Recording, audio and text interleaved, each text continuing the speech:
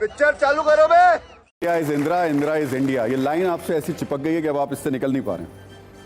देखिए, कांग्रेस से इस देश का नाता है। जब ये लोग बीजेपी के पुरखे जब अंग्रेजों के लिए इस देश के खिलाफ गवाहियां दे रहे थे, मुखबिरियां कर रहे थे, गद्दारियां कर रहे थे, तब कांग्रेस के नेतृत्व में और पूरा हिंदुस्तान एक्सेप्ट बीजेपी आरएसएस के लोग इस देश के लिए शहीद हो रहे थे, जेल काट रहे थे, मुकदमे झेल रहे थे। इसलिए आपने मान लिया कि कांग्रेस के नेता ही इंडिया है। पूरा सेंटेंस पूरा, मेरे सवाल पे आ जाइए फिर आप। सेंटेंस तो कंप्लीट होने दें।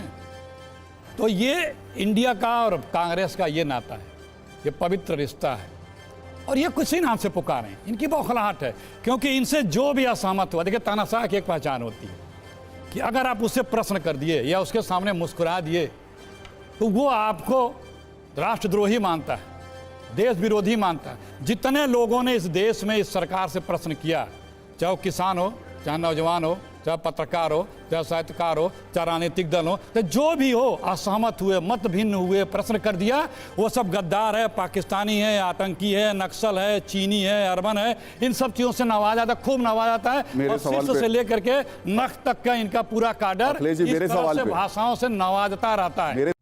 देश संकट में है। सवाल के जवाब पे आ जाइए। Indira is India, India is Indira.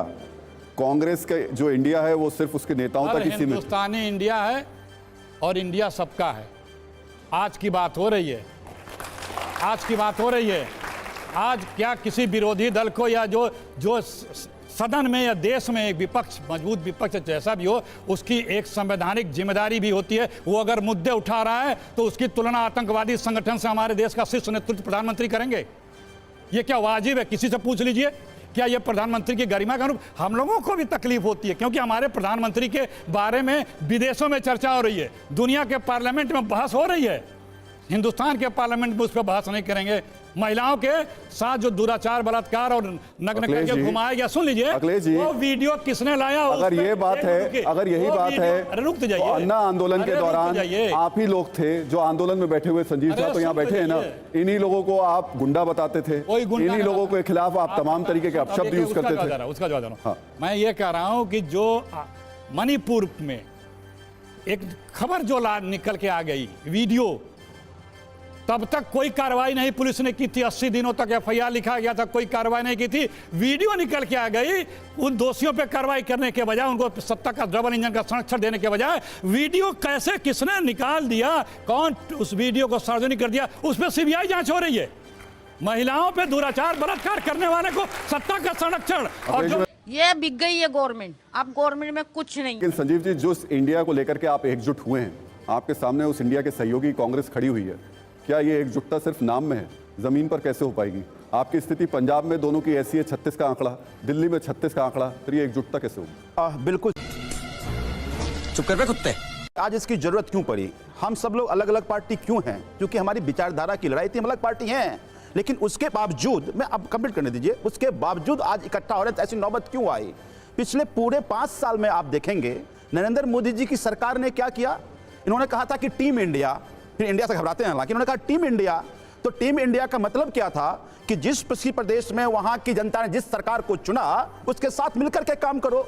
लेकिन पूरे 5 साल जहां जहां ऑपोजिशन की सरकार थी, वहां उस सरकार को सबोटेज करने की कोशिश किया, ईडी भेजकर डराने की कोशिश किया, सीबीआई भेजकर डराने की कोशिश किया, ऑर्डिनेंस के जरिए सत्ता छीनने की कोशिश किया। उस दिल्ली में, जिस दिल्ली में दिल्ली की जनता ने 3 बार भारतीय जनता पार्टी को उसकी औकात बताई की जांच करो ना। एक चीज बताइए, 2014 से इनकी सरकार है, एक केस बता दीजिए, एक केस बता दीजिए। आज आप कह रहे हैं कि जांच होनी चाहिए। सुन लीजिए ना, ऐसे तो नहीं होगा। एक केस बता दीजिए जिसमें सीबीआई ईडी गया हो और वो कन्विक्शन हो गया हो 9 साल में, केवल डराने के लिए कि ये ईडी भेजा अजित पवार आ जाओ, ये ईडी भेजा हेमंत बिस्वा आ जाओ, ये ईडी भेजा शिवेंद्र अधिकारी आ जाओ, फिर आके क्या करो, आके सीएम बन जाओ, डिप्टी सीएम बन जाओ, अध्यक्ष बन जाओ। तो ये ईमानदारी की बात कैसे कर सकते हैं? संजीव जी, मनीष सिसोदिया को, सत्येंद्र जैन को, इन लोगों को जमानत नहीं मिल पाई। भाई साहब, मैं कहता हूं ट्रायल शुरू करो ना, ये लॉयर हैं, मैं कहता हूं ट्रायल शुरू करो। औकात नहीं है इनकी, फाइनल चार्जशीट सबमिट करो। एक अठन्नी का करप्शन साबित नहीं कर पाए। एक मिनट, इन्होंने कहा 7 साल से सत्येंद्र जैन साहब को जेल में रखा, फाइनल चार्जशीट नहीं हुआ और एक अटर्नी कहीं से राहुल जी, चलिए संजीव जी अब एजेंसी साबित कर रही है कि दोनों कितने ईमानदार हैं। जब मैं क्या करूं, फिर जॉब छोड़ दूं? राहुल जी, हमारे भाजपाई भाई भ्रष्टाचार की बात करते हैं। आप सब लोगों को याद होगा, अभी 10-15 दिन पहले मोदी जी मध्य प्रदेश में भाषण कर रहे थे और महाराष्ट्र के 3 भ्रष्टाचारियों के नाम गिना रहे थे कि 70,000 करोड़ रुपए का इन लोगों ने घोटाला किया है। और रात को, दिन में भाषण कर रहे थे और रात को वही तीनों लोग बीजेपी ज्वाइन कर लिए और उसमें डिप्टी सीएम बन गए।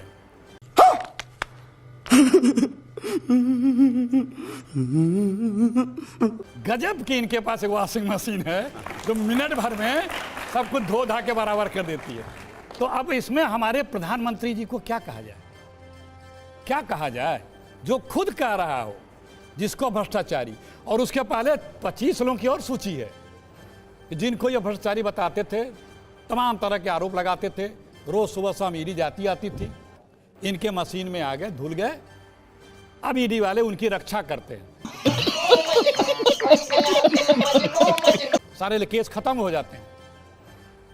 इन्हीं के पार्लियामेंट में जवाब है कि 96-97% मुकदमे जो ईडी सीबीआई इनकम टैक्स ने किया है वो सिर्फ विपक्ष के पार्टी के लोगों के ऊपर किया और किसी में भी कोई प्रूफ नहीं हुआ है कि चार्जशीट भी एक आध को छोड़ के किसी में नहीं कर पाए हैं। क्यों ये सुप्रीम कोर्ट के दरवाजा बार बार कर रहा है कि इनके पास जो जांच एजेंसियों के जो अधिकारी हैं वो पिछले 10 साल से उनका टेन्योर क्यों बढ़ाया जा रहा है? देखिए, इन लोगों का जिंदगी अब इसी में गुजरनी है कि ये इनकी बताते चले, कोई कागज दिखाते रहे। सही पकड़े हैं। ताकि डायरी अब हम लोग आपके सामने लेकर आ रहे हैं और इस डायरी में मैं इसका बटन जरूर दबा देता हूं ताकि ये डायरी ओपन हो जाए। अब जरा ये आपके लिए ओपन हुई है। सरकार की योजनाओं में जो इंडिया शब्द का इस्तेमाल हुआ, जिस इंडिया शब्द को आप इंडियन मुजाहिदीन से जोड़ रहे हैं, digital India, Khelo India, make in India, आप सब लोग देखते रहिए यहाँ पर, startup India, stand up India, skill India, और ये योजनाएं मुझे लगता है अभी रुकने वाली नहीं है। इंडिया शब्द हटने वाला नहीं है। फिर अगर यहाँ पर इंडिया सही है, इनके साथ इंडिया जोड़ के कैसे गलत हो? बहुत अच्छी बात।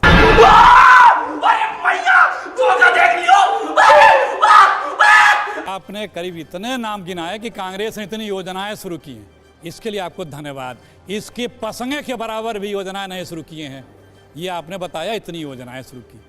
दूसरी बात, इन लोगों ने जंग आज़ादी में, कुछ लोग इसमें 10-10, 12-12 साल जेल काटे हैं, देश की सेवा की है और बाकी लोग शहीद हुए हैं। क्या हम जिसके लिए ये गवाहियां देते थे, आज जिनके यहाँ बिना बुलाए बिरयानी खाने जाते थे, उन पाकिस्तानियों 70 साल का शासन, 1 मिनट, 5 योजनाओं के नाम बताइए जिसमें इंडिया आपने इस्तेमाल किया हो। तेरा तो गेम बजाना पड़ेगा, अभी मजा आएगा ना भिड़ो। भाई साहब, 5 योजनाओं के नाम दुरुस्त कर लीजिए। IIM में क्या है? क्या है IIM में? जो दुनिया में जिसकी धाक बनती है, IIT में क्या है? क्या है बोलिए, बताइए इनको IIT में क्या है? मुझे पता है, बताइए इनको मैं बता IIM में क्या? मैं बता करवाली बेइज्जती। दुनिया में, विदेशों में 4-6 तानाशाह हुए थे जिन्होंने जीते जी अपने नाम के स्मारक बनाए थे। इंदिरा जी, हमारे हिंदुस्तान में एक हुए हैं जो गुजरात में अपने नाम पे स्टेडियम बनाए हैं। इंदिरा गांधी ने अपने आप को भारत रत्न क्या दिलवाया नाम था। स्टेडियम का? नरेंद्र मोदी स्टेडियम। ये है नाम का नामकरण की बात। दूसरी, गुजरात क्रिकेट एसोसिएशन का स्टेडियम है भाई साहब, आपको मालूम ही नहीं है। चलिए। छोड़ दीजिए। सुनिए, अगले जी जल्दी से खत्म कीजिए, फिर वापस इसी से चलना। भारत सरकार की है। शहजाद, देखिए ऐसा है, इस देश में एक भी योजनाएं, मोदी जी ने क्या कहा था, अच्छे दिन आएंगे, आप किसी को 15 लाख मिले खातों में, 2 को नौकरियां मिली नहीं, काला धन आया, डॉलर के दाम कम हुए, पेट्रोल के दाम रास्ता तल पे आए, महंगाई कम हुई, गंगा मैया साफ हुई, अखिलेश सिटी जी, बन गए, अखिलेश जी, काशी क्योटो बन ये गया। जितनी आपने किसने नहीं कहा था कहलवा सब मैं दी, कर दूंगा? अखिलेश जी, मोदी जी ने, अखिलेश जी, 10 साल होने जा रहे अखिलेश जी, अब आ जाइए। हैं, एक भी काम आपको दुनिया के, अरे बाप रे, ये तो धोती खोल रहा है।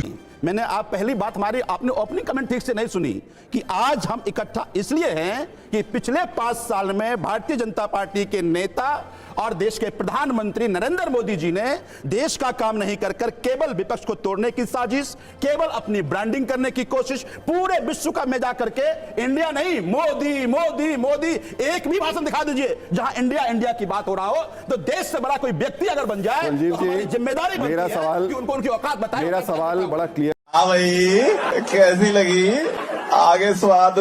कितने शर्म की बात आ रही है कि वहाँ पे महिलाओं पे अत्याचार हो रहा है, उस पर निष्पक्ष कार्रवाई नहीं कर रहे हैं। इनके खुद मुख्यमंत्री कह रहे हैं कि ऐसी ऐसी रोजाना हरकतें हो रही हैं और यहाँ पे सिविल वार जैसी स्थिति है। वहाँ के राज्यपाल महिला हैं, वो खुद कह रही हैं, और वो सरकार बनी हुई है, वो निष्पक्ष कार्रवाई ये नहीं कर रहे हैं, उसको डिफेंड कर रहे हैं। डबल इंजन की सरकार उसको डिफेंड क्यों कर रही है? क्या मजबूरी है आपकी कि उस सरकार को बर्खास्त नहीं कर रहे हैं? इस देश में पूरा देश उद्वेलित है, लेकिन भाजपा ही सारे के सारे उसको डिफेंड करने में लगे। अजीब सी हालत है, पता ना कौन सी मजबूरी है। तो आप चर्चा करने में दिक्कत क्या थी? 267 पे क्यों आप लोग अड़े हुए थे? चर्चा कर लेते आप जो है निकलवा नियमों में दीजिए। क्यों आप वो फंस गए? नियम है कि नहीं है? नियमों में क्यों फंस अरे गए ये आप? बता, अरे नियमों के साथ देश चलता है, नियम के बगैर देश चलेगा क्या क्या? बिना नियम के दूसरे नियम में चर्चा नहीं होती क्या? अरे भाई विपक्ष 267 के अलावा उसमें चर्चा का क्यों कोई और नहीं हो नियम सकती? उसी में क्यों चाहिए? अच्छा एक चुप रहिएगा, सुनिए। हाँ। वो नियम क्या है?